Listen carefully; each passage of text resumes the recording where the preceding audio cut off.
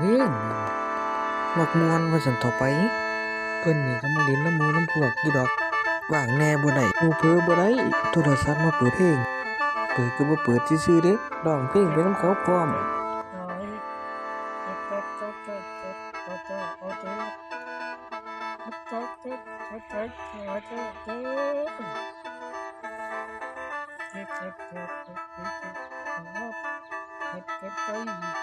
สเต็ปการร้องการรำนี่ก็บ่ธรรมดาเดะ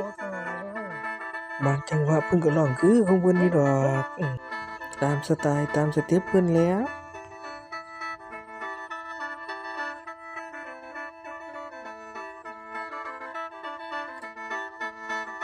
ฟังไปโดนเติบแล้วผันหมวกมาจ้าแม่นยังหัวหน้าว่าซั่นเราก็บ่สนใจหมู่ปานใดดอกทุ่มเทให้กับเวลาฟังเพลงว่าซั่นเถาะไปเทิงฟังเทิงร้องไปนำแหล้วว่า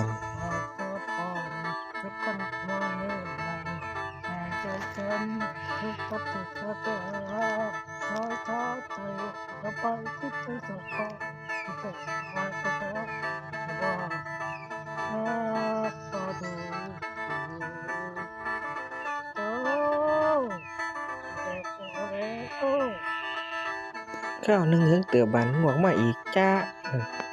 ร้องเพลงต่อเสยร้องซื่อๆบ่ได้แล้วบัดนึกหัวพร้อม